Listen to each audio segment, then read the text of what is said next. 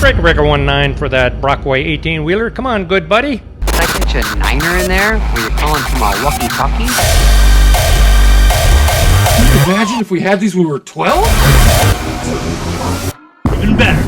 We got them when we're 40. Come ahead on, Bandit. We'll slip you into the rocking chair. Play a little hide and seek.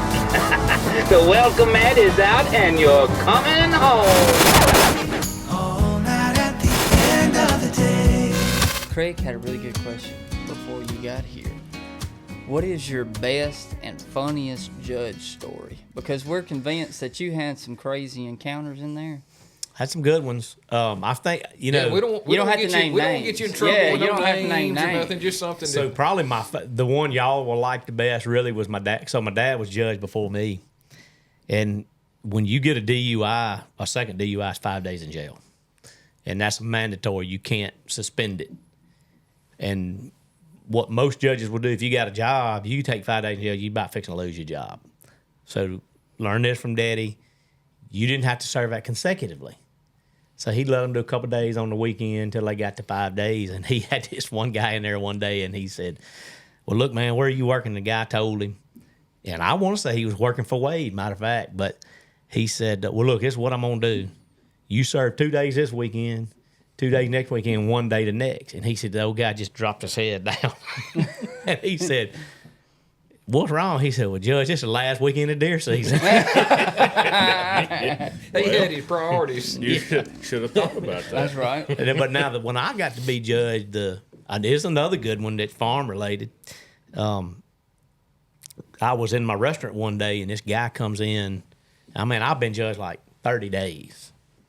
This guy comes in, and he give me this sob story about, he's trying to get to Clarksdale.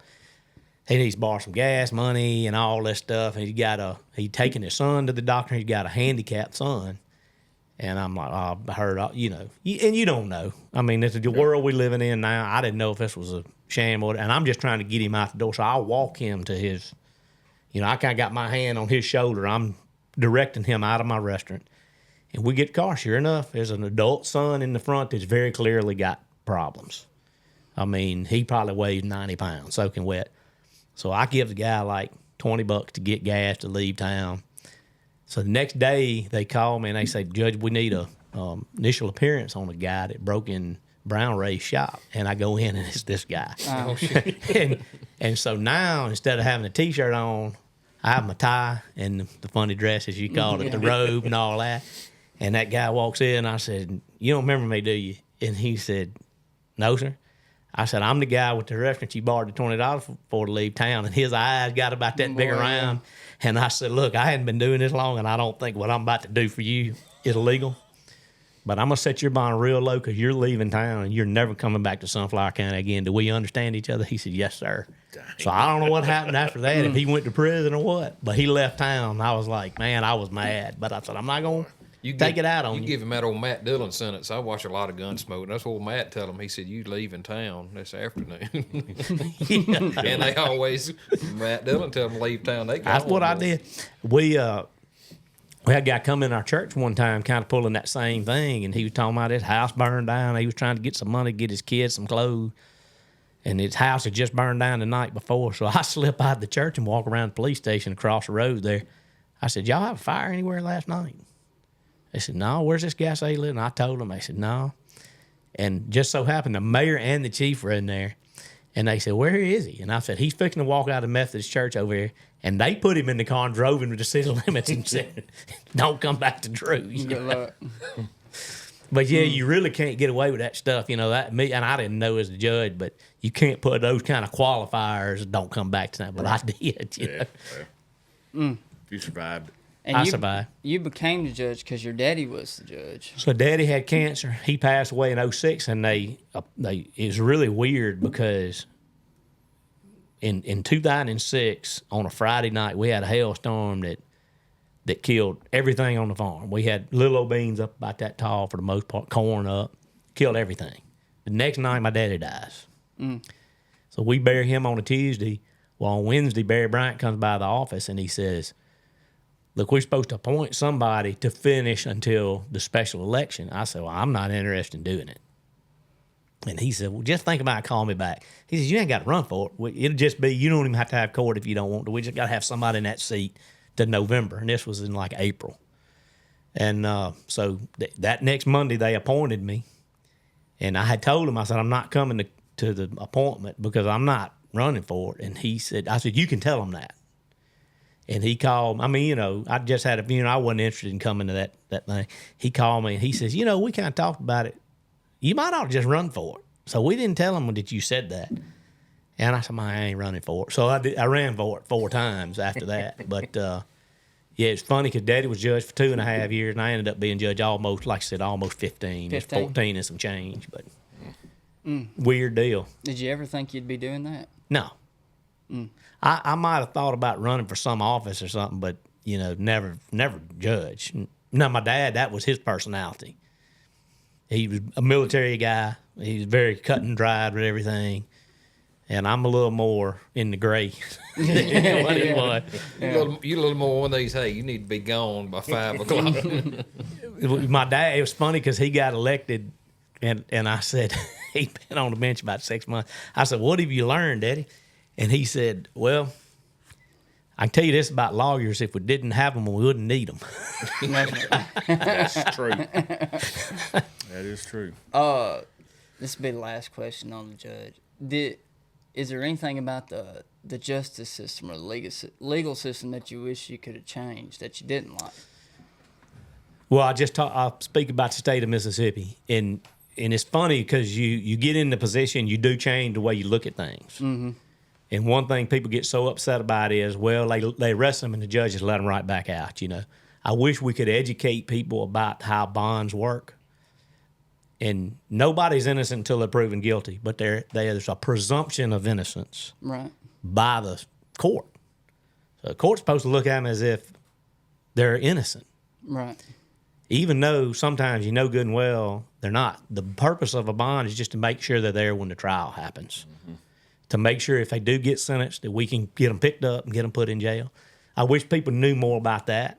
The other thing is our what about, like, just about the process of it? Or? Well, just what it means, you know. I mean, a lot of people want you to use bond as a punishment, and if I'm looking at them as they're innocent, I can't punish them. That's right, yeah. Now, if they're a legitimate flight risk, and the worse the crime and the more evidence you have, the more legitimate that flight risk might be. Yeah, that's what I was going to ask on the bond. Does certain, just saying if you stole a Reese's, does that got a maximum bond for stealing a Reese's, or if you had a DUI and run over somebody, does it? It really does go off of what's the flight risk. What's the likelihood that, you know, and what the bond does is pay the bonding company to go get them where law enforcement doesn't have to do it if they don't show up to court. Yeah. And if you think about it, how many people that we know can legitimately just disappear? Yeah. It's not a lot. It'd be real hard. And what they were really, we have a very conservative Supreme Court, and they were very clear. They would come to our meetings and say, if you're going to deny bond, you need to be able to defend why you did that. Like, you're going to have to be able to stand up and say, hey, I had a real reason to believe. And it does happen. I had some people come in one time, and the DEA came in, and I did a lot of felony bonds because we're such a small county. A lot of the bigger counties, the justice court doesn't do that. They get the bigger judges. And the DA told me, they said, look, Judge, this guy's crossed the Mexican-Texas border 7 times in 6 months. If he bonds, he's gone. Yeah. There's no way he's going to cross the border. We'll never see him again. So to me, that was a flight risk. So I didn't deny bond, but I set it really, really high. And a higher-up judge overrode me. That guy bonded out immediately, and they never saw him again. Never go. So there are real reasons, but the likelihood is one of the things you run into too. Like, I had a case one time where a lot of guns got stolen. There was huge political pressure on the chief to make an arrest, and in my opinion, he made the arrest before he had all his ducks in a row. And I said, well, I'm not even 100% sure this is the guy. Nobody else knows that. They just know the chief made an arrest, right? So I set the bond according to what I know. And then I immediately get a call from Board Alderman. Why'd you set the bond so low? I said, I don't think they're going to get a conviction out of it, really. Might, because he's still investigating. Why'd he arrest him if it wasn't time? That's why the chief. I said, because y'all won't get off of his ass long enough to let him do. I said, if y'all would let the man do his job, then everybody wants an arrest to happen fast, and so there is that, and that's what I'm talking about. That kind of pressure, and if some, I got a good butt chewing one time because they had arrested somebody for a car theft, and it doesn't. You can look at Donald Trump. They can indict a ham sandwich. Mm-hmm. You know what I mean? It is not hard to get an indictment. It's even easier to get an arrest warrant signed. So they might have enough evidence to get an arrest warrant, but I can still look at it and go, a jury of their peers is not fixing to convict them. Yeah. They're still investigating a lot of times. And I had a car case one time, and I was like, there is no way this guy's getting convicted. He didn't get indicted. But the person whose car got stolen was some kind of mad at me because the guy bonded out. And that really was the day. This was somebody I kind of respected. And I said, you know what? I don't think I want to do this anymore. Yeah. But that, to me, was the hardest part, was setting bond. The other thing that's bad in Mississippi, if you get arrested and you can't afford an attorney, the way we handle that is not real good. Because the system is, every county runs their own defense system. Mm-hmm. And some counties pay a lot more, and you've got good lawyers. And what I learned being judge was the best thing I can have is a lawyer on both sides. Because if you got one person over there doesn't have a lawyer and another person does, they're just going to get run over. Mm-hmm. They don't know what to ask. And sometimes I even know. I'm thinking, well, they need to ask this question because I need to know the answer to it to make a good decision. And they don't know to ask, and I can't tell them to ask it. So you kind of feel like you get in this weird place. Mm. But we got a really bad system on that because we have a system for prosecutors. The statewide system. So every county has a county prosecutor. We don't have that for defense attorneys. I didn't realize that. Yeah. They're supposed to have them. Yeah. But there's not a statewide system in place. So the county is strapped with coming up with how to do that, and every county does it a little differently. And it's not, the worst fear that I could have is getting charged with a crime that I did not commit and not being able to afford an attorney because you're pretty screwed. Yeah. Really, that's just the reality. You might land a good lawyer like that, but there's a real good chance that doesn't go so well. Yeah. Mm. Yeah, I could see where being a judge would be a real. For me, the way when I think about it, the knowing the right and wrong versus what's legal and what's not legal, and each case is different, and you got to make a judgment call according to the law, but also as a human being at the same time. Right. And I guarantee, like you said, you've heard every story under the book, and then in the beginning, you're probably more lenient than you are at the end because in the beginning, the human side showed through more probably, and you were burned so many times. And I might have been the opposite. I might have been a little tougher in the beginning. Oh. Because you don't want to make an error. Oh, that's right. And you make a lot of rulings you don't agree with. Like I'm following the law. I don't necessarily agree with it, but I got to follow the law. I'll give you a real easy example: seatbelt tickets. That's the stupidest law ever, in my opinion. Now, the child seatbelt law, I 100% agreed with. So people call, can you help me with a child seatbelt ticket? I'm like, nope. Yeah. And my wife will roll her eyes when I say this, but if I want to die in a car wreck, that's my business. The state have to tell me that I got to wear a motorcycle. Right. Oh, yeah, that's what I saw. You can jump out of an airplane. Yeah, I saw somebody on Facebook. That's what the fella said. He said, I realized the... or you can ride a school bus. Yeah, he said, I realized the whatever of the government when a cop on a motorcycle gave me a seatbelt ticket. Right. So, I tell you, speaking of tickets, I got... I was 16, 17. I got an 84 and a 55. Scared to death. I just got my license because I drove everywhere since I was 13. And you remember George Renfro? Oh, yeah. He lived down the road from us. He was a sheriff. He hated me. He's like, I'm going to catch you. I don't know what I'm going to catch you doing. I said, I'm not doing nothing. So I go knock on his door, and I was like, they were eating dinner. I felt so bad. He came outside. He said, what can I help you with? And I said, well, I was going to see if you can help me with this ticket. It's my first ticket. He said, you ought to be in jail. He slammed the door. And I was at the end. I said, I don't know what to do. And somebody told me, they said, call Mr. Stafford. So I called him, and he said, yeah, you can go to reckless driving school. And I was like, I will do that. And I didn't know they were going to take my license. So when I went down to Louisville, and she's like, let me see your license. And I handed it to her, and she said, you'll get this back when you complete the course. I was like, oh, I drove here. But I did the 2-day class, and then I had to write an essay and give to you. Yeah. I wrote the essay on the deadline, the last day. Everybody does. It saved me though. Yeah. I went to driving school, but I never had to. Well, I was in there with a bunch of drunks. It may have been way back before then, but I didn't have to write an essay. Well, that's up to the judge. Judge Bud Burrell used to do that, and Daddy used to do it. And I don't know if they were going real fast, but Bud Burrell, he was a character. Now, he's got some good stories. He used to tell people, you're going so fast, you should have had a pilot's license, not a driving license. And he said, but I'm going to let, if you're under 21, I'm going to let you go. And he'd say, write 2,000 words or something crazy. My mother used to do about that to what me you growing up. learn in driving school. And if you run out of stuff to write about driving school, write about the Constitution. And he'd tell them, I don't mean what the Constitution says. I mean, what does the Constitution mean to you? He had a woman in court for drinking and driving, and she said, well, Judge Bud, I quit drinking. And he says, hold your head up like that. And she did. And he said, your neck ain't slit. Guilty.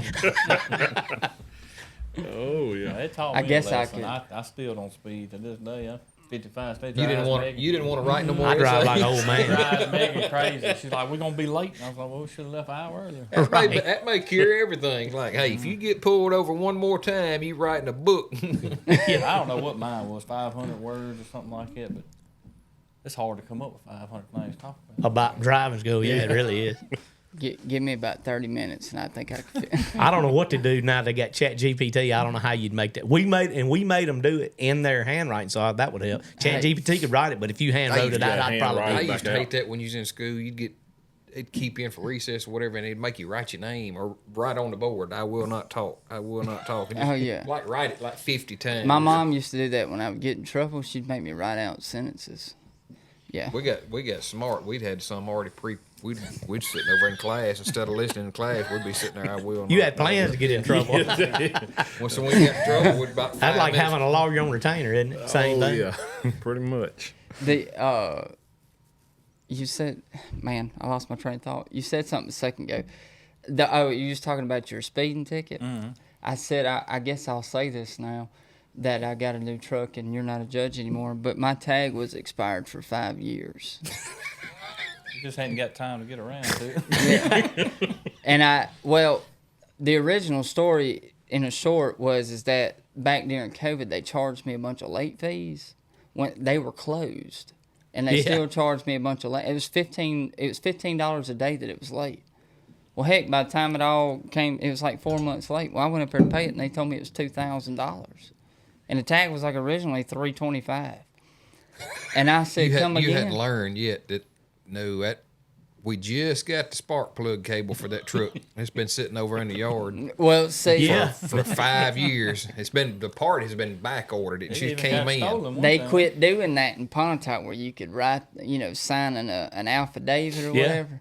And because I asked that day, and she was like, yeah, we quit doing that. And I was like, well, you can keep that $2,000 sticker. I ain't going to lie to you. And so I told, we was talking about this earlier, I got pulled over by a cop. This was about 7-8 months ago by a highway patrolman.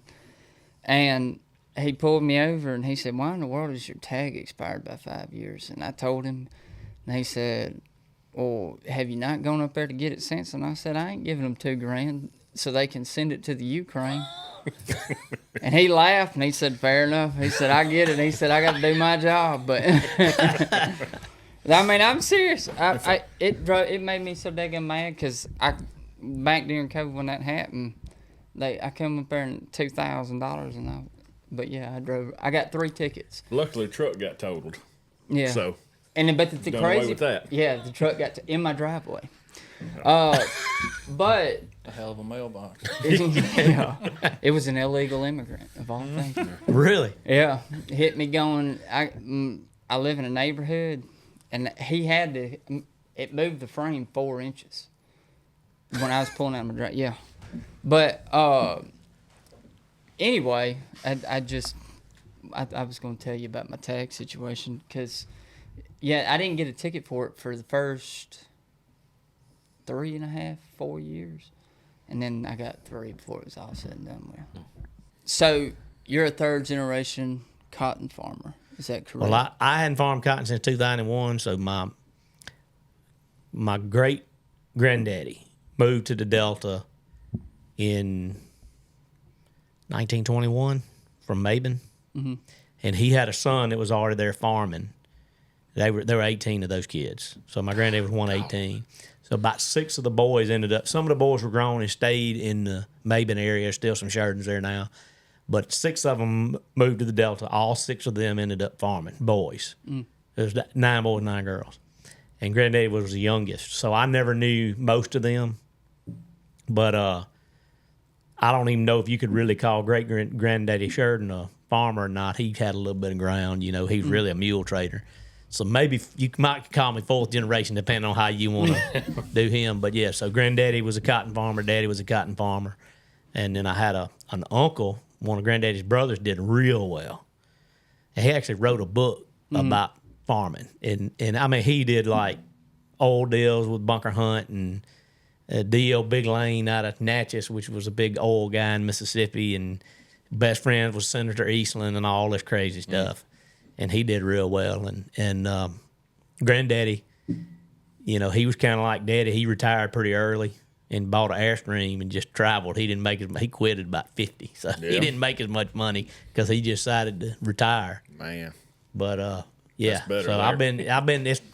I wish I could still farm cotton. It's just wasn't in the cards to stay in that business. Are you still farming right now? I am. Oh, yeah. I've been farming for a while. And what crop are you growing right now? Or Just what grain, had soybeans, rice, and corn. Soybean, yeah. Yeah, mostly soybeans. I mean, just because for 4 or 5 years there it was just me, or about 4 years it was just me, so soybeans were pretty easy. A lot less labor intensive. Yeah, I mean, I could get out there and plant my crop in like 5 days or something like that if I hustled. And so it was just me, and then I have a little old pull sprayer, man, like old Great Plains. I'd do all my spraying with it, and I'd just do everything. I'd hire a guy in the fall to run my grain cart, and then I'd combine and do a little for neighbors and stuff. But yeah, I know a guy who does spraying. Yeah, I've heard that.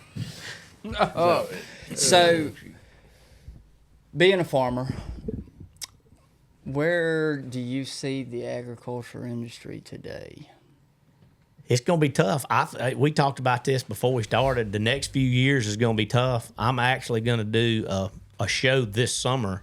We're doing 6 episodes where I'm going to go around, and it'll be like a 30-minute show on YouTube and talk to farmers that are in the same, because I know exactly what everybody's going through. They was like, are we going to get a bank loan? Are we going to be able to come out at the end of the year? I don't know anybody that's told me they think they can make a profit this year. Yeah. So that's universal. It seems like it, and it's you and I were talking about it. Reminds me of the '80s. Now there's the ups and downs to all of this. Like my folks survived the '80s, and that really set them up to do well. Right. When the '90s came, they made a lot of money because they had expanded. They had paid for equipment. They got out of that without owing a bunch of money. And then that set them up. So I think there's this weird way, if you do a good job managing, like I watched my dad did then, you're kind of set up. You can come out of this stronger. Yeah, you can come out of it stronger. The only thing we're missing from the 80s right now is 20% interest rates. I mean, we may not be far. If we had 20% interest rates right now, then it'd seal the That's deal. What my uncle told me when we started talking about interest rates being high. He said, "Boy, y'all don't know nothing about high interest rates."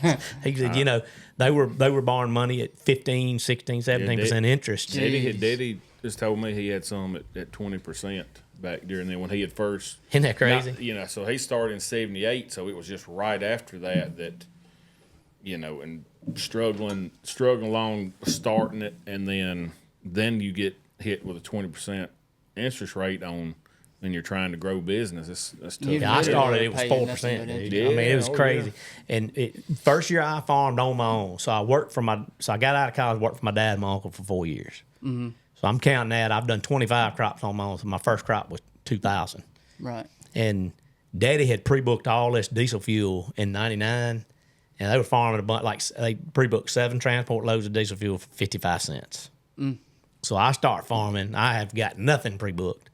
And so I buy my first diesel fuel, and it was like Bob truck because I was small. I didn't have a big tank.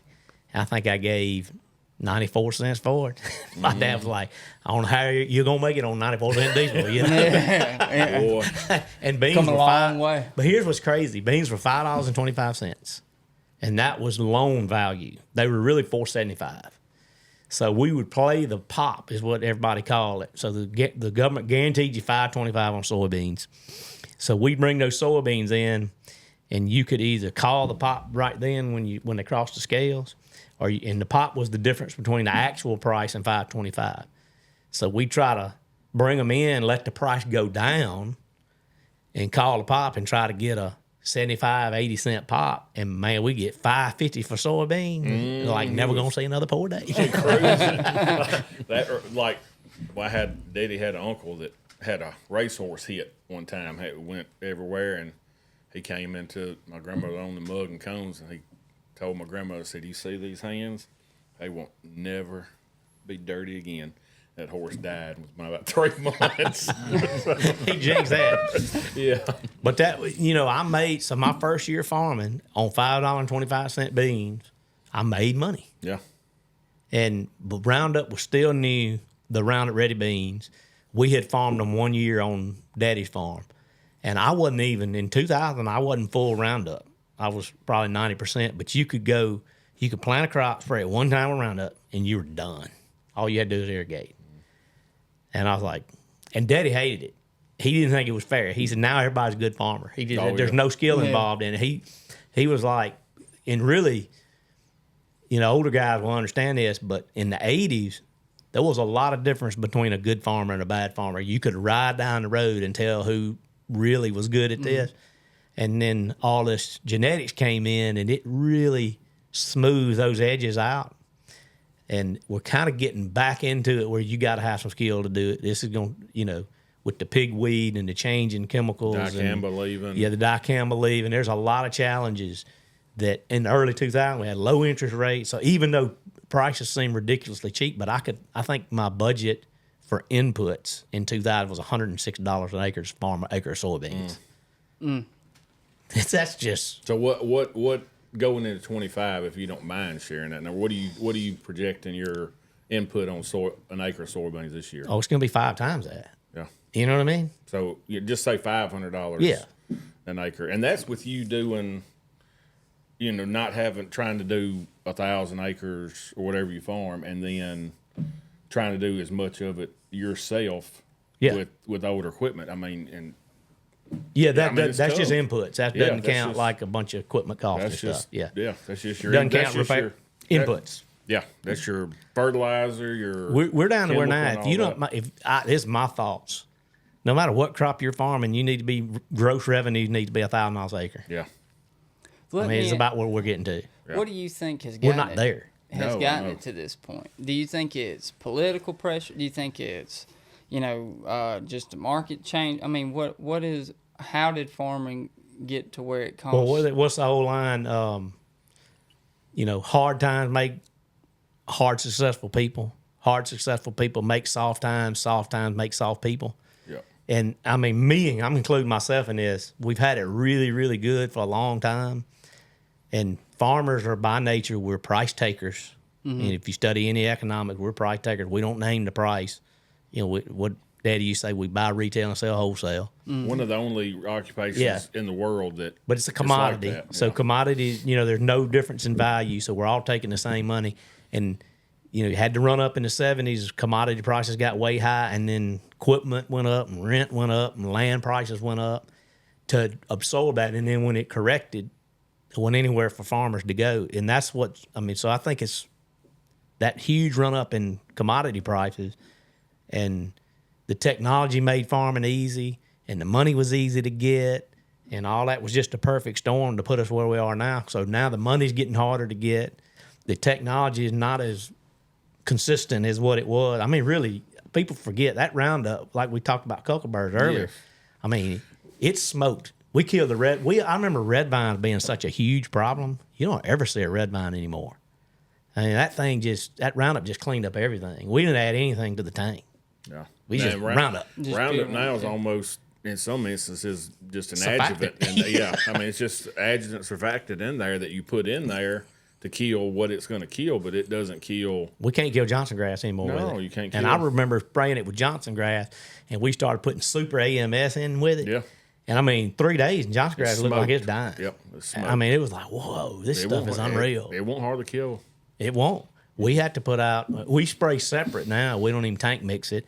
We'll go out and put out clethodim separate. Mm-hmm. Yeah, it's just a lot harder than what it was then. Yep. But I don't even know. Roundup does good on pigweed if you'll sprinkle the Roundup on the hoe when you. Yeah. Well, our farm manager when I was a kid, Thomas Hall. Anytime we had a weed problem, he said, "I know what'll kill it: cold hard steel." Yep. I mean, and that goes back to what you're talking about, the skill that your daddy saw in farming. Yeah. You know that he didn't like that. That we don't see now. He was like, there's no skill involved whatsoever, and it is now. I mean, we're back to that again, I think. I mean, you see people getting the plows back out and sharpening the hoes, like you said. I've seen a few hoe crews before dicamba came out. There was a few guys chopping these things out. It was rough. Oh, yeah, and you get into the sweet potato market over here, and you'll see. Yeah, they're sending crews. They're sending crews out. They're out there pulling weeds in the field. Oh, yeah. Rice was the same way. We would pull the red rice out of rice. Yeah. We did some of that. We have, I've never seen that. Englert's wanting to come on. He was talking about he could tell us about how much an acre they charge, but I mean they'll bring a crew out for so much an acre. Really? Yeah. Basically, a weed pulling crew. I've never seen that. There's a 20-acre field. That'd be a big deal. Tutwiler on the right. That's them soft times. Solid coffee beans about 4 or 5 years ago. And they put coolers on each end of the field, and that's what they would do. They'd go in there and chop down the coffee beans, but they had to carry them all back out and stack them on a turn row. And they walked across that whole field. Every day you'd go by, it'd be a little clearer, and there's not really much coffee beans growing there now. When I was in college, I ran a cotton chopping crew. There's 4 or 5 of us. But if you had some of those weeds your cocoa got too big, you didn't want a John Deere picker running into that. Mm-hmm. They did not like a big old so that's what you couldn't just cut them, because if you left them, the John Deere picker still couldn't go through them. Man, they got woody. So you'd have to cut them with a Kaiser blade and then walk them out. I hated that, man. That's a skill part of it. You don't mind being gone. No, there. No, I don't miss that a bit. Yeah. So what do you think the fix is, if there is a fix? What's the end game in your mind? Where does this go? Are things going to get better in 2025 for farming? No. For farming, nope. Or is it going to keep? Okay. No, I think it's. I don't know that I know the answer to that, to be honest with you. But for sure, you're going to have to be lean. What I'm doing is looking for outside income to pay for my expenses, and where the farm can just survive. And I don't know if that's the right answer or not. We're small. And, it's funny because I was like begging for land after I downsized, and I said maybe I overcorrected a little bit, and I was begging for land, and I'm like glad I didn't get that land. Yeah. I don't know that that's a big thing. I think some of the landowners are probably going to have some come to Jesus meetings and realize their rent's a little too high. Mm-hmm. I don't know what's going to happen with John Deere. You can tell they're scared. They're talking about moving plants because they know that we can't afford this stuff they're making. I don't know what's going, but there's going to have to be we can't take up all of this, or we won't be here. There's got to be a correction in this at some point. Now, I don't know how bad it gets before it gets better, to fix it. And somebody. I was big a Trump fan as anybody, and some people think, well, get in there and it's all gonna. It's not. This has got a. We're down the road. We're so deep down right now that it's gonna take.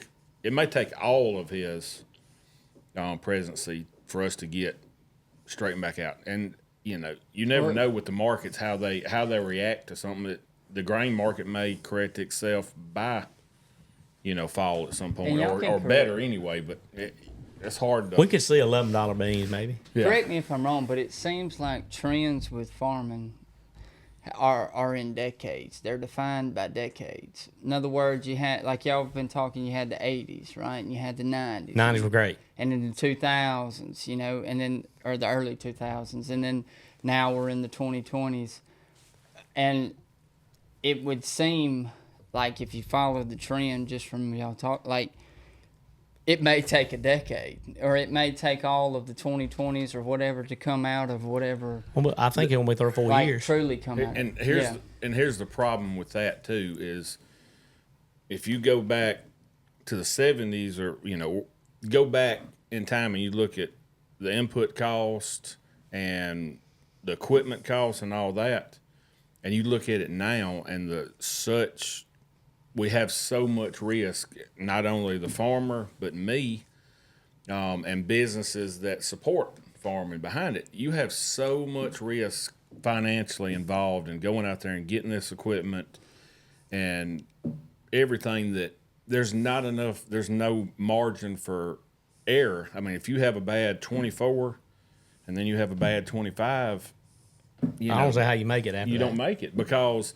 you've done got so deep in at that point, and it's hard to cut with what everything costs. There's not enough margin, at the end. If you make a good crop right now, there's not enough margin to correct that going forward to keep you out of that bad side. Well, as a I don't market know. too, we were talking about how this technology has smoothed some of these edges out, but you don't ever see us have nationwide a bad corn crop or a bad soybean crop. It always seemed to come out, and that did not used to be the case. No.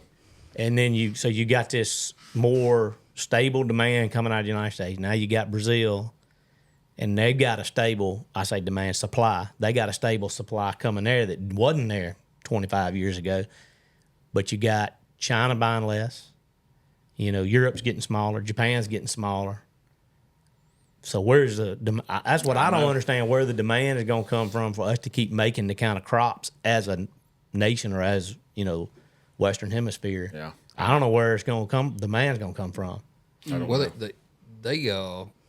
they preach for years. By the year 2050 or something, we wasn't going to be able to, at the rate the population was increasing worldwide, we wasn't going to be able to produce the amount of food. This has probably been 10 years ago when I'd heard that. Well, there's a book came out in the 70s But this that was predicted worldwide starvation. This was at a deer thing that if at the current rate of population and the current production we had, that we wouldn't have enough food to feed the world by the 2050 or something. I'm gonna like be that. a little off on this, but I'm not gonna be far. But do you know how many people were on the planet in the 70s? Like 3.5 million. I mean 3.5 billion. And now it's 9 billion. And they said there's no way we could increase production enough to keep up with what was going on. Well, now they're talking about within 20 years, it's going to start going the other way. And you had the one-child rule in China. Mm-hmm. And Japan's got more people in retirement than they do working. China's fixing to have more people in retirement than they do working. So, again, where's the demand? Where's the growth? Because in the United States, Elon Musk, I think, talks about it. He does. A bit about our population is actually declining because it goes back to the same inputs in farming. Yeah. It's the same input in the family. We can't afford to have, 18 kids. 18, that's How what I in the was world? saying. I mean, I thought when you said that, which I think my grandmother was part of 11 or 12, but can you imagine 18 My kids daycare would and, be $9,000. and trying to, you cannot, Yeah. you can't support it, back That in literally, it the would be $9,000. Wasn't in the daycare back then. Yeah. well, back in the 60s, 70s or whatever, you could have the husband working and the wife staying home with them, and you could somehow support the family. There is Well, no they grew way. a lot of their own food, and the wife was working. Yeah. She was just working. She was there, working, but she wasn't going and that's what I'm saying. It was a one She wasn't household away. income. Yep. Most of it, and Hey, you can't do that now. Yeah, me and a buddy was talking about that. And Lord, I'm gonna try not to get in trouble with my wife on this one, but I mean it in the most genuine way. Like women, they're not at the house anymore, and Right. so all that. Not only does it not get taken care of like it used to, where they're there all day and you don't have to worry about daycare and things like that. But also, we was talking about how they expect you to help on it too, Yeah. right? And back then the guy didn't help on it at all. Past he's daddy, right? But he went out and worked every day, all day, every day, and provided and so it does make it. It's just different. Yeah. I mean, It is. My mom was a stay-at-home mom. My dad couldn't make a sandwich. It makes it where you don't want to have babies as much. Yeah. I mean, that's just the truth of it. Because- We ate every meal at home growing up. I didn't know there was an appetizer. I didn't know what appetizer was till I was grown. Well, speaking of to that, eat out, you know. before we get you out here, I do want to talk about that. Just I have a few rapid fire questions. Knock for 'em you, out, man. And you can answer them as short or as quick as or as long Okay. as you want. But something I thought about as far as the gas stations go, I feel like I already know the answer to this, but from a real gas station food critic, corporate gas stations or mom and pop? Oh, mom and pop. Oh, yeah. Very simple. Okay. Yeah, man. Do you ever eat at corporate gas stations? Do Yeah, you I mean, ever like review that? I reviewed the Buc-ee's and that kind of stuff, and Yeah. I'm probably gonna do Wawa's a big one. Wawa. Parker's Kitchen over in South Carolina, I'm gonna hit them. So yeah, I've done some, and some of them are doing really nice jobs. I mean, like if we're traveling as a family, I'm gonna stop at Buc-ee's. I hate You know. Yeah. I hate Buc-ee's. Oh, I the feel like- bathroom, man. but I feel like That's the only reason. I feel like I'm going to Walmart? slaughter like at a cattle auction. I mean, you walk in there and you're like, It's a little much. yeah, you're It's having like to walk like this to get through A people. busier Walmart that's Yeah, smaller. it's crazy. Yeah, it is. But wild. I'm not that big. I don't like crowds. So Me that- either. Yeah, I'm that- not that That's why I big don't on like that. Buc-ee's. I think besides, I guess Buc-ee's has some sort of beef with Reese's because there's not a single Reese's product in Buc-ee's. Look next time you go. I Y'all didn't talking about realize you that. can't find one. Y'all talking about bussies? It's got a stuffed Buc-ee's. beaver. Hey, it's got a beaver, don't it? By gosh, It it's really got does. a beaver. I hadn't just thought now about thought that. about that. Thought Beaver that was- nuggets. The beaver thought nuggets Its are good. mascot is a beaver. I Yeah, thought the it was beaver nuggets are Buc-ee's. good. I actually got a picture of Rowan with the mascot So last your year. He your was in there. theory rings true. The most popular gas station chain in America has a big old beaver sitting out front. Anyway, Tyler, what was you saying? No, I was saying I got a picture with Rowan and that mascot. I've been in there 100 times. Didn't know they had a mascot until last year. He come running through there. He could have been Santa Claus. He was 2. He took off running and had to get a picture with him. I think we started a line. When we left, there was a line behind him. Yeah. All right, I've got to ask this question. Okay. Weirdest food you've ever reviewed at a gas station? It had to probably be sushi. That's what I was Would be gonna the weirdest. I was trying to think of it. You know what else I've done. Because most of it's been pretty standard. That's another random. What's the furthest out you've reviewed? I drove to Key West Key West. and I ate at this place called Dion's Quick Chick, which is basically a double quick. I mean, And you went there just to review their. so it was a double deal. Mary Stafford. This was the first week of January in her like second to last year of college, and she wasn't going back yet. It was like 22 degrees during the daytime here. She loves to dive, and I said I have all these these Cuban bakery gas stations in Miami and everywhere else. I said let's drive to Key West. We'll go diving. I have a license, but I don't really know what I'm doing. And we'll dive. And then we'll drive home. We'll just get in the car and drive home. So 1,100 miles later, we're in Key West. And we've reviewed like 7 gas stations. And Along the way? Some good stuff. I got some great Cuban food at some gas stations. And we stopped by this place called Dion's Quick Chick, which was recommended. And the chicken was really good. We're filming, and a guy pulls in and runs into my truck while we're filming. I was about to say that. Oh, I've seen that. Yeah, well, he hits the tire. He doesn't even make a mark. That didn't guy's see this trashed. He's trashed. He's like, please don't put me on camera. Because he was He was there buying a bottle for his grill. What? Yeah, he was cooking and drinking and having a good time. He wasn't done yet. Not like 1,100 miles. What'd like you it hit. do? We just laughed. I mean, he didn't make Just any like- damage. So, but you see the camera. It's Yeah, it's on a tripod rocking back I and think forth. you did that. You Oh, like that's gold there. throwback. Yeah, I Not too did. long ago you did. Yeah, I repost a lot of stuff. My real question is with reviewing all these gas stations, how do you need a large and not like a 3X? How do you? No, that's a normally, good so point. look, I really wear a medium. That's why I was like, probably a large. But it's, I've got a belt on. My daughter brought me, she took a trip to Europe, and I've used every single hole on this belt from the Run small. out.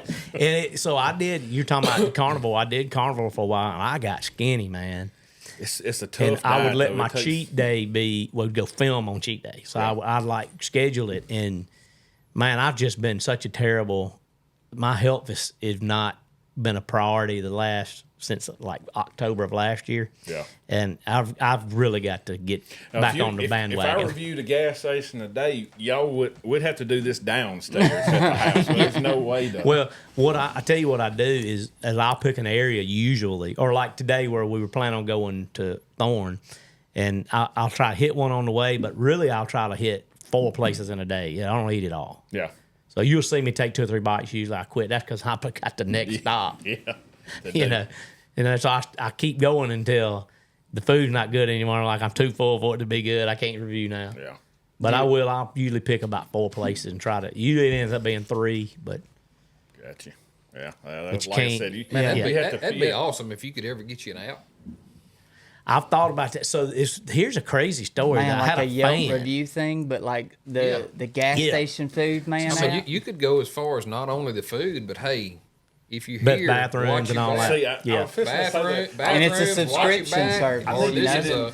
this is a very secure area, real safe.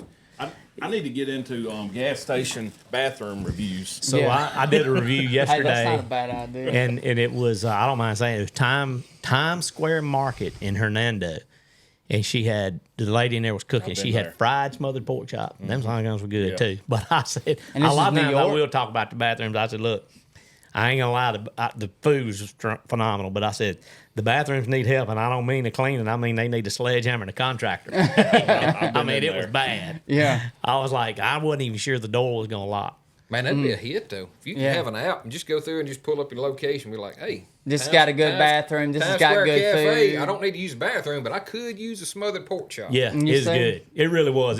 That's a good idea, Craig. Well, I had a guy that was following me who is a statistician for ESPN. His name was Drew Porsche. That don't even sound real. But he contacted me one day over Twitter, and he said, can I make a Google map of all your gas station reviews?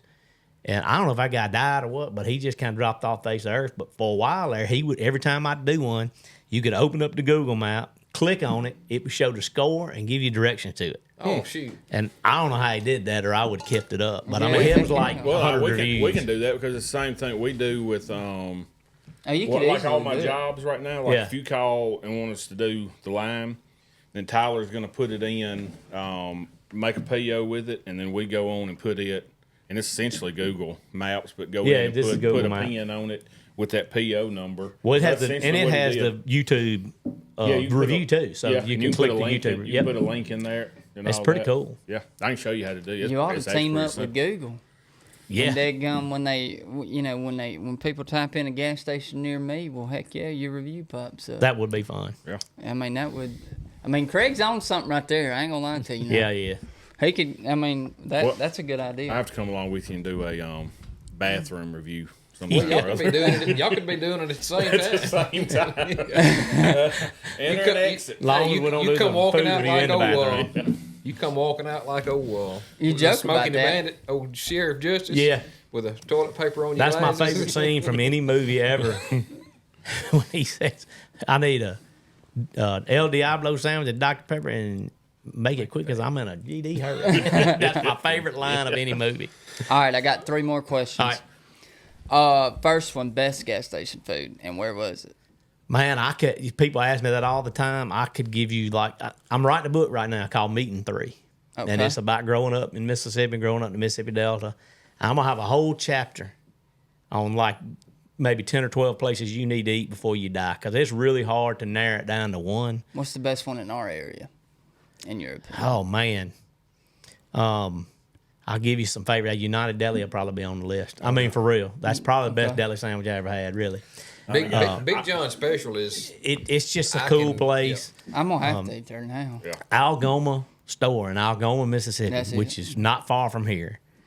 When you go in there and get a slice of cornbread, they take that black iron skillet out of the hot box and cut it. And I was just like, that's the real deal. Is that the store right by Seafood Junction? Yes. Yeah, and that old Okay, I've poke never sausage eaten there. they It's- sell in there is And when fire. you get the fried okra and it's hand breaded, Oh, you can that's see clo- it. You that's know good close and enough. well. that's close enough, John Paul. We could drive. We could that go one now. day. Yeah, it's not that far. Shout out and, to Algoma Grocery. and that was one of the first early reviews I did. In fact, I looked homeless in that review because I didn't know how many people were going to see it. And it was really good. That was one. But that's just old country cooking, man. Just nothing Oh, I fancy. agree with you on that. Now. That NFA burger in Atlanta would be on there. Joe's Kansas City Barbecue in Kansas City would And be see, on there. my wife I'm a big gas station food guy, and my wife thinks that's the craziest because she calls me a food brat. Like at home, like if I'm cooking, we fixing to make a gourmet meal, but I will eat gas station food. Yeah. And she blows her mind because she won't even touch it. And I'm like, you're missing out. It's some good You stuff. talking about the Kansas City barbecue, and this may just be my opinion, but have you noticed, or of the opinion, most barbecue places, I can normally tell if the barbecue's any good. If you try the slaw and it sucks, the barbecue's gonna be really good. If you go in there and it's really good barbecue, the sides are gonna suck. A lot of places focus too much on the. And this is actually a complaint of mine. The good barbecue places sometimes don't do good sides. Yeah. There's a place in Crockett, Texas. I can't remember the name of it. Man, everything they had was good. Yeah. It's not Texas barbecue. It's more like what we do. It's more Memphis style. Got a little bit of, they have the armadillo eggs and stuff like that. But it's pork, not beef. They had some good stuff at that place. That was a good one. I'm like you. I don't want to throw anybody in the bus, but there's a good one. We eat just south of Memphis there. Really good barbecue. Really good cornbread, but the rest of the sides just taste like they just sort of just shaved them in a bowl. And Yeah, shoved them they out don't. They just. I guess they just focusing on that other. There was a place in Arkansas I went, and the sides were really good. I can't remember the name of it, but it's hard to find good barbecue at a gas station. I was on Heath and Brown podcast yesterday, and I asked him. I said, "Hey man, point me in the right direction." And Texas too. I was like, I went to Texas. I was looking for like real Texas barbecue at a gas station. It was plenty of real Texas barbecue, but not at a gas station. Was my experience. Yeah. But the Joe's Kansas City thing, it's just one of those places. It is not the best barbecue I ever had, but it's one of those things you need to experience. It's just a cool place. But kind of the opposite side of the spectrum, Granny's Corner in McCall Creek, which is not far from Macomb, it looks like something out of an old movie. It's just a block building on the corner, and there's nothing else in McCall Creek but them, and it's two little ladies in there, and they have this huge menu that should never exist in a place that small. And if you want a ribeye steak, they finna cook it. It doesn't matter. But it's just one of those cool little spots, man. What's the name of the place up at Rainsy? If he ain't tried that one. I think you may have. I don't remember. It's an old man. He fixes sandwiches in there, and if you tell him you want a ham sandwich, I've heard of it. I haven't been there. You getting a ham sandwich, that rascal, it'll be a pound of meat on it. It's not Abe's. It's not. No. Yeah, it's very good too. But it's hard to narrow it to just one, man. I need to do a better job of making a list. No, I get that. I was just wondering if there was one that just like... Fertizzi's Grocery in Leland's a good one. Love that place. It's it's funny because Fertizzi's are Italian, so you got some Italian things on there, but they also do a great plate lunch and then a great Philly cheesesteak and Joey Weeks got me onto that. He would stop there every morning. He'd either get the steak and egg on Texas toast, or he'd get the ham and cheese for breakfast. I finally tried it one morning. I said, hell, let me see what all the jabbers about. Good stuff, man. Now he sets the empty plates in my truck. If ever stops by there, he'll throw one in my truck, and it just smell the whole truck up. Best ham and cheese. Benjamin's Grocery. Benjamin. Yeah, I hadn't been there. He makes a sandwich now. Don't get two of them. Because I made that mistake. I got two, and I barely got done with the first one. I'm telling you, it's that much shade, and he shaves it in front of you thin. I mean, it's not that he's going to cook and There's blow another your socks reviewer off, that but went there. He doesn't do gas station. He just does everything. But a tall black guy, Big Tay. Yeah, I've seen He it. went there, I think, is where I saw it. Yeah, I got you. Yeah, And he gave it high marks. It's some good sandwich. So I went to Delta State for school. All right, when I got down, I worked at Backdraft up there with Cindy. Yeah. When I was there, I was introduced to a food I'm told is a Delta thing. And you tell me if I shit on a shingle. My understanding was that's an Army thing. That's an Army thing. Yeah. Okay, well, I'd never heard of it until I got down there, and everybody was eating just a it. piece And of they toast kept, with white gravy on it. Yeah, and they kept calling And hamburger it that. meat. Yeah, Yeah. You put hamburger meat. Yeah, in. My wife's granddaddy was a Army chef, and she still cooks it. Yeah, they to put this sausage or hamburger meat. It's hamburger meat, and I mean it's basically just white gravy and hamburger meat is essentially what it is. Daddy told me about it when I was a little kid because he was in the military, and he was like, "Yeah, we used to eat shit on a shingle." I was like, "What is that?" It's good. I mean, I'd never heard of it until I got down there, and they was eating it like crazy, and I've never eaten gravy, and I was like, well, is that just gravy on what? Well, yeah, it's called on a shingle. Pretty much, yeah. But all right, last question outside of where to find you and everything. If there's anybody out there, young, old, business owner, whoever, who is inspiring to get on social media and have a presence on social media, what would be the advice that you would give them to get started? So my advice is don't get hung up on the quality of your camera at first and the quality of your sound equipment. You got to get out there and start doing it, and you'll figure out, because it can be brutal if you're not good at it at first, but people will tell you what you're good at, what you're not. I think that's my advice, is just start putting out content, put out a lot of it. You can't put out too much. My biggest fault that I have is I don't put out near enough. I've got a girl working for me. If y'all have been in there, y'all have met Bryce, and she's this ball of fire all the time.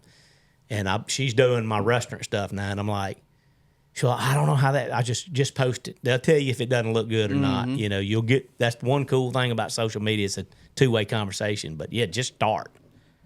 And some people are good at writing. Some people are good at being in front of the camera. Some people may want to hold the camera and tell somebody else what to do. That's fine. There's all kind of ways you can do it. Yeah, because I noticed you do like a whole little backstory sometimes, which I think is really cool. I love cool. the voiceover is my favorite thing. Yeah. I like to write. I'm a writer. That's why I'm writing the book right now. I can tell you, as a guy who deals with cameras and everything and social media for a living, the little backstories you do. Yeah. That's pretty genius. I mean, the whole, you don't just go there and eat it a lot of time. Like, you give a monologue. Sometimes it depends on how the place makes. Sometimes I go and there's just like, I got more to say about this place than just reviewing the food. And you do a good job of putting like actual pictures of the history and like showing the beat. I mean, I was. But like I said, the to you the food's half the. Yes, just half of the it, place, which is still a big. It's a big half, right. It's the Chick-fil-A rule. Yeah, and I like. We were talking about having friends that we don't agree with politically. I loved Anthony Bourdain, watching his show, and so some of that is like that influence of Bourdain, I think, and he just had a way. It's funny if y'all. I don't know if y'all have watched him. He had the show No Reservation. Yeah. The first season, I watched some of it, and I was like, I don't know if I like that guy or not. He's kind of pompous a little bit. What's cool about that show, if you've never seen it, you hit about the fourth season and you can see him going, maybe I'm wrong about some stuff. Maybe I have some and he very honest about it. And like he goes to places that he didn't want to go to just so he could see if he was wrong. And he starts going, okay. He goes, hangs out with Ted Nugent. He said, I'm never going to be allowed in New York again. And he's shooting the guns with Ted and all of that. And he said, all of a sudden, I'm agreeing with Ted on stuff I never thought I'd agree with him on. But, I mean, that was the cool thing about him, is just being open. And so I do try to go in wide open anywhere I go. And like, why is this the way it is? That's always interesting to me. Ted's an interesting cat. He is that. And if somebody you never know where he's going to come from. Oh man, that human being. I watched anyway. I'll go on a whole rant. Yeah, we can talk about Ted a whole half. Yeah, right. I could go. Yeah. What I was going to ask is if somebody wants specifically to be a food reviewer or a reviewer of anything, but maybe just specifically a food reviewer, and then I'm gonna wrap it up, but how would you go about, or what would you tell them would be the best way of going about the actual review process, like talking to the store owner or however you go about that? Well, I'll give this piece of advice. If I had to do it over again, I'd have never given an actual score. Mm-hmm. It's so hard to keep up with. I've done almost 200 reviews now, and it's like, I can see is this burger as good as that other one that I had? What did I give it again? So how am I going to rate this one? Because it might be a little better. You just can't. It gets to a point where I can't keep up with it in my head. And some of those places, now that I've done it a little, I would go back and give some of them a better review and probably some of them a worse, because I'm just... You've had better and worse. Well, yeah, that and my palate's changed a little bit, and what I appreciate's changed, and I'm, things I might have thought weren't good, I'm going, wait a minute, maybe I'm a little harsh. But so I would just say, this is really good, and talk about the food. Because now if I've tried a couple times to not score it, and people are like, what, no score? So I'm in a trap I can't get out of. And then they want to know the score of this one and that one. So I wouldn't score it, and it's really... Have you ever been to one that you sort of had to fudge on because you didn't want to give them a low score, but it wasn't really good? No, I'm pretty honest. Well, I was going to say that, when the camera comes on, There's this realization. Where's your basement like? 7.2. If it's below a 6.5, I'm not going to put it out. Gotcha. I'm not even going to put it out. But, when that camera comes on, you realize it, especially now that I got quite a few people following, they're going to go eat that food probably. And then they're going to know that Stafford Shurden is full of shit. So I have to tell the truth, And I went to, I'm not going to throw them under the bus, but I went to this one place that I knew the food was supposed to be good. I had eaten there before. Man, it was not just bad. It was just mailed in. They had fried leg quarters. And, how tough a leg quarter is if you fry it. I mean, all I had to do was cut it up. But it was also that weird time right after COVID. And I'm like, could they just not get regular? Because you couldn't sometimes. Yeah.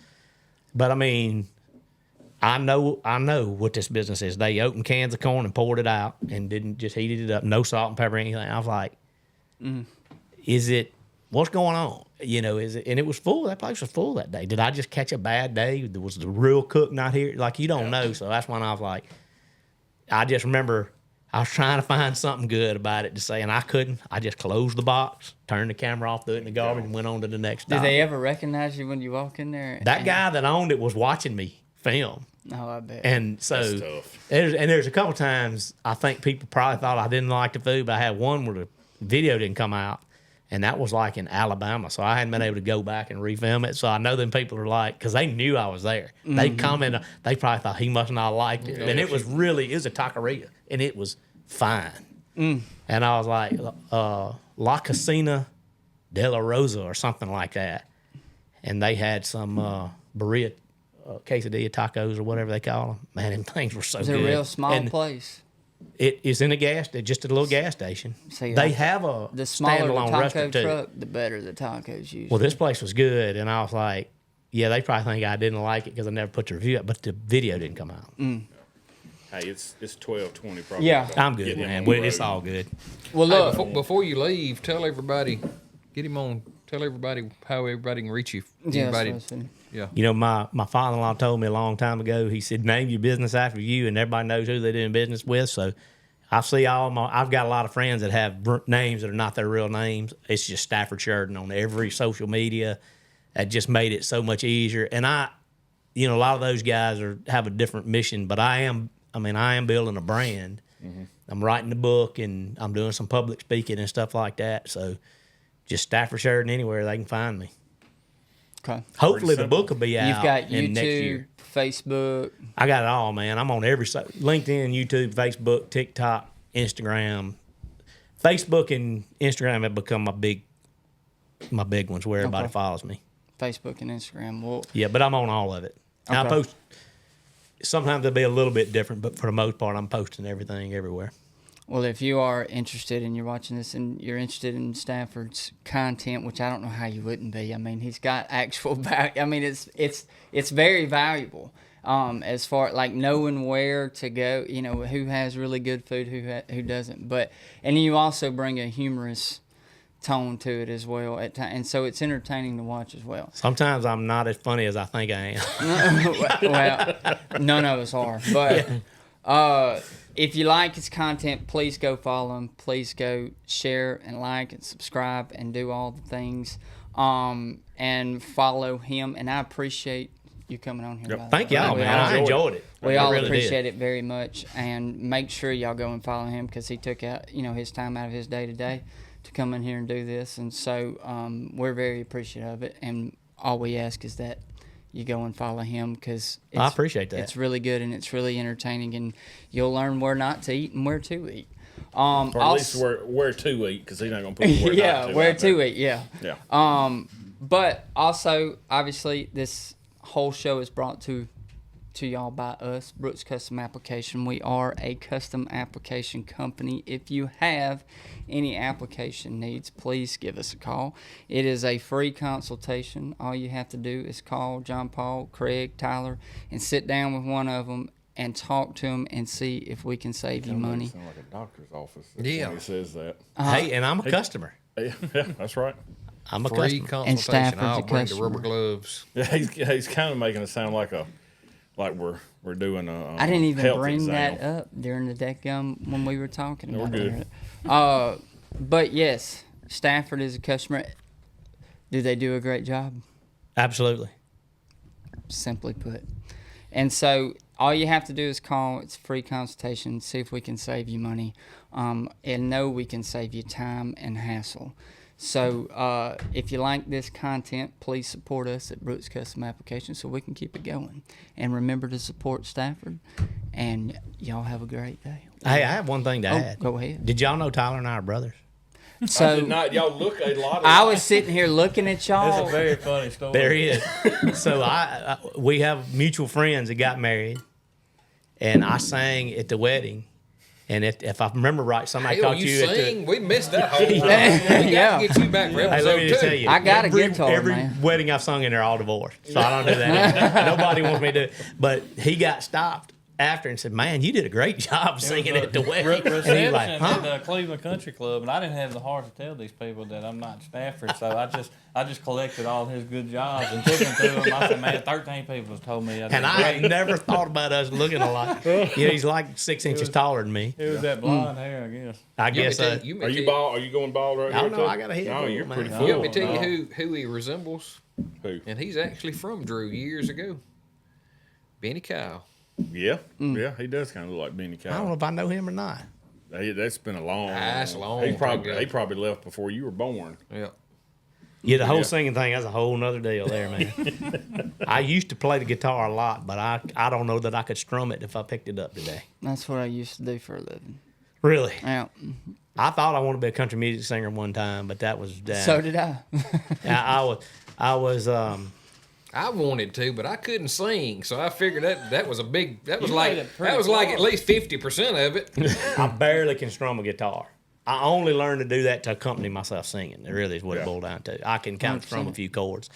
And I actually thought about doing a song and putting it on Instagram the other day because I use a business coach in Nashville. His name Michael Burt. And he starts every day with Travis Tritt's "It's a Great Day to Be Alive." That's right. Every day. He says, that's the first song. He said, I get up, put my earphones on, and go work out. And that's the song that's playing every day. And I said, and I sound a little like Travis Tritt when I sing. So I was like, I ought to sing that song and put it on there, tag him in it. It would blow it because he had no idea that I'd ever sang anything. You want to hit us with the bar real quick? Oh, no, man. Man, I did enjoy it. Yeah, it was a lot of fun. But since you brought that, we talked about this. Why did you choose Brooks Custom Application? Well, you know, that thing's been through a lot of iterations It in has. Drew. So it started out as Dubards, and they were across the street from our farm, and then Dubar sold out to Sanders, who sold to y'all. Did y'all buy it from Sanders? Oh, it's so Burn! I forget about Burn. Burn had it. Yeah, Burn had it for And a I while. bought But it it's from you know Burn, it's but- local. It's everybody. I know everybody works there. I've been knowing him forever. So I mean, it's just like friends and neighbors. You know. Hopefully, it's the last time it sells. I plan on being there. That's the goal. But it's taken me. I've joked with people from the Delta, but it's true. And I thought we were wrapping up, but this is true. I'm from the hills, and it took 5 solid years to kind of. I felt like I turned the corner on being somewhat accepted by some of the Delta. It's just a different. It's just Well, you a know, different it world. is. Oh man, you got a passport. Yeah. And but the other thing, and I'll say this: the way y'all work with the chemical companies, where with the fertilizer and all that, it is nice to be able to call Dusty and just say, "Hey man, here's my map. Yeah. Let's handle this." And I don't ever. I mean, and it just happens. Well, because everybody, like you're busy and you got everything going. We try to make it as seamless as possible. Where, if you pay Simplot or whoever to pull your samples, when you get done, you and that salesman have the conversation of what you want to do, Right.